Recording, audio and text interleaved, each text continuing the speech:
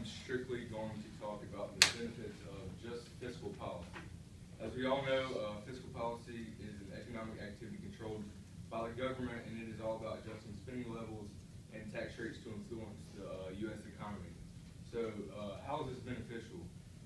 Since the tools of fiscal policy are taxes and government spending, the government can stimulate a sluggish economy or slow down an economy that is moving too quickly.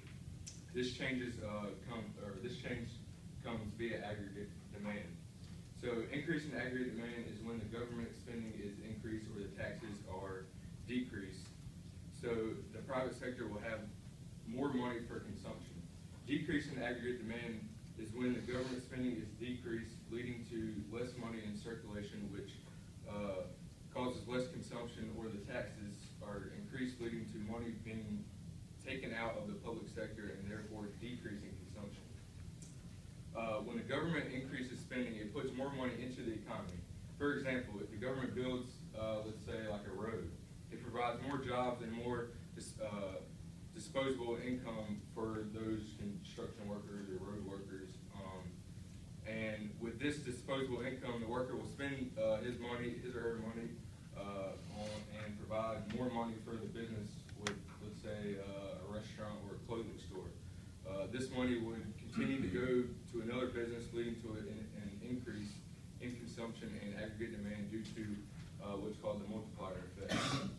A great example that helped me to better understand fiscal policy was the state of Louisiana's decisions to not accept Obama's stimulus package. They were the first state. Louisiana was the first state to deny the stimulus package. So I play football here at Stanford, so this story I'm about to tell really interests me in this. So since 2008, when the Great Recession began, Grambling State, this university in Louisiana, has had to cut the number of its academic degree programs from 67 to 47.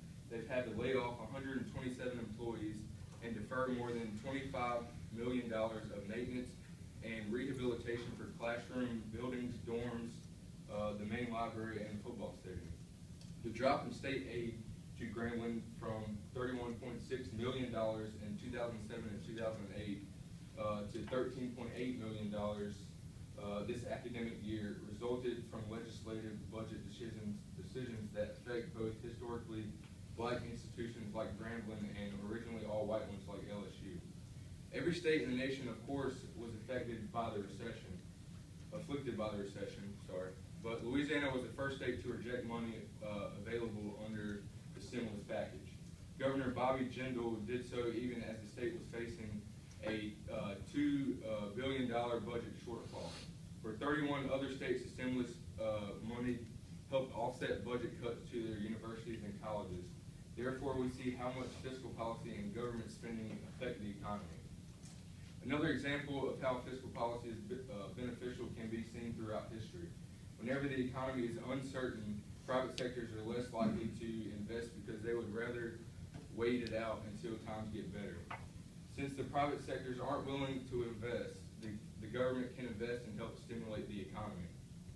Any form of crowding out is avoided because the private sectors were already unwilling to invest. An example in history is Roosevelt's New Deal, which helped to end the Great Depression when unemployment was high. All this being said, fiscal policy can have some long-term costs, but the short-term outweighs it. Fiscal policy is necessary so that the economy does not spiral down.